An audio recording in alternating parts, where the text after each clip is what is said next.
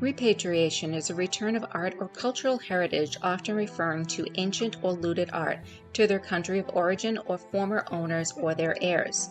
The disputed cultural property items are physical artifacts of a group or society that were taken by another group, usually in an act of looting, whether in the context of imperialism, colonialism, or war.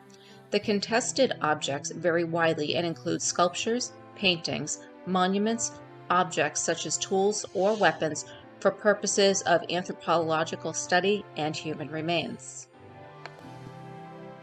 Globally, museums are home to millions of cultural artifacts and artworks, whether it be blocks from a sanctuary temple in Egypt circa 2010 to 2000 BC, funerary tablets from Egypt from 2029 to 2051 BC, Greek terracotta circa 530 BC, paintings by Giovanni Baronzio circa 1330, Giovanni Bellini in the late 1480s, sculpture by Ippolito Buzio in the 1600s, paintings by Rose Adelaide de Croix in the late 1700s, Philippe Rousseau in the 1870s, Auguste Renoir circa 1885, Claude Monet in 1887, or Cubism by Diego Rivera in 1915, and countless other artists, museums are filled with these pieces of creativity and brilliance. Some of these artworks have been donated, legally purchased, or received by the museums through dubious methods, such as the Parthenon marbles, also known as the Elgin marbles, which were stolen from Greece in 1801. The marbles are stone pieces removed from ruins of the ancient Greek Parthenon by Thomas Bruce, 7th Lord Elgin, who took these during his ambassadorship to the court of the Ottoman Sultan in Istanbul. He claimed he had permission from the Ottomans who ruled over Athens at the time. Over 2 centuries later, there is still controversy whether the British or the Greeks have legal claim over the marbles. The pieces are currently on display in the British Museum.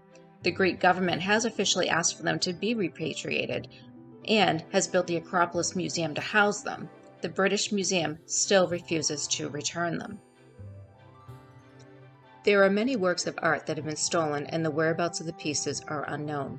Some examples of stolen artwork include Jan van Eyck's The Just Judges, circa 1426 to 1432. It is one section of a 12-piece altarpiece that was stolen from St. Bavo's Cathedral in Ghent, Belgium in 1934.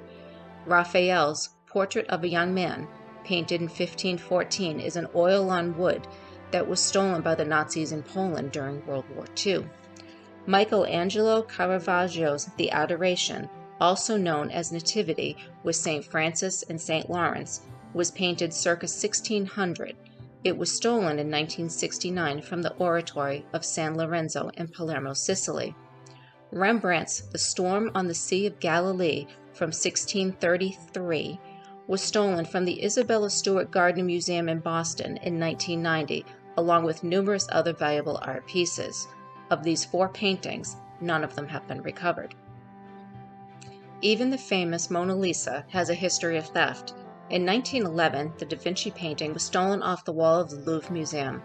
A man named Vincenzo Peruggia stole the painting because for him it represented a return of art to Italy in place of what French military officer Napoleon Bonaparte had stolen from Italy decades before.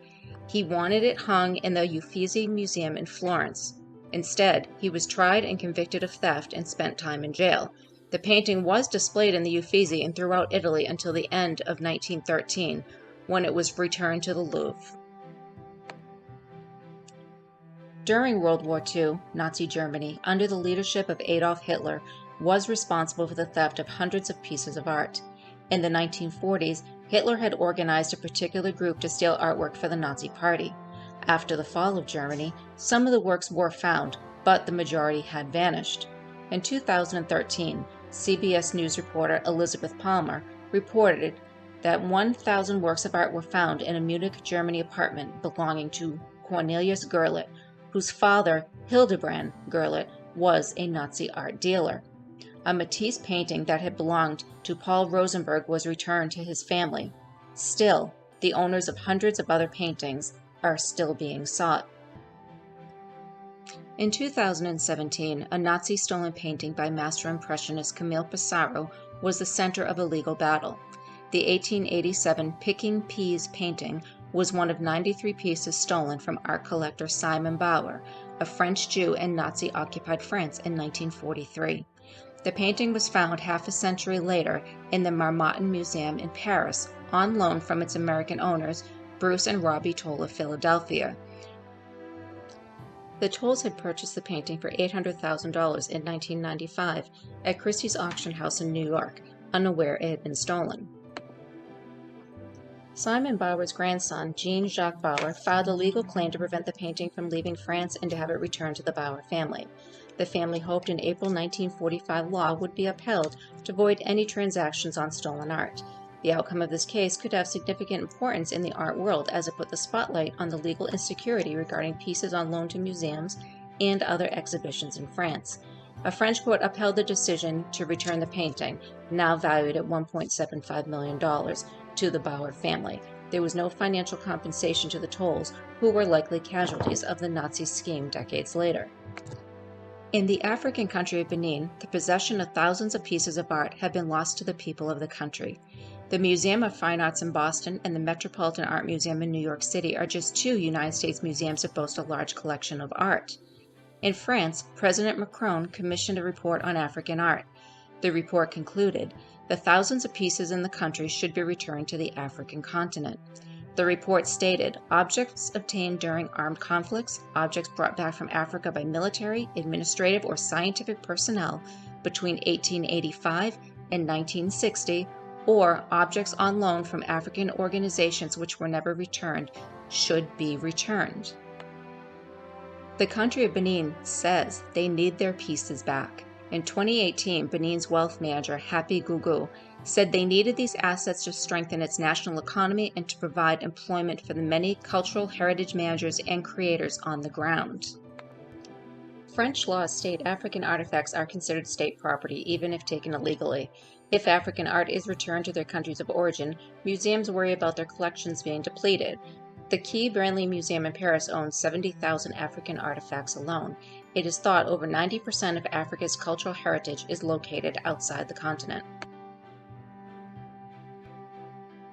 Whether the thousands of pieces of art in question are illegal or not, the question remains, who owns the art?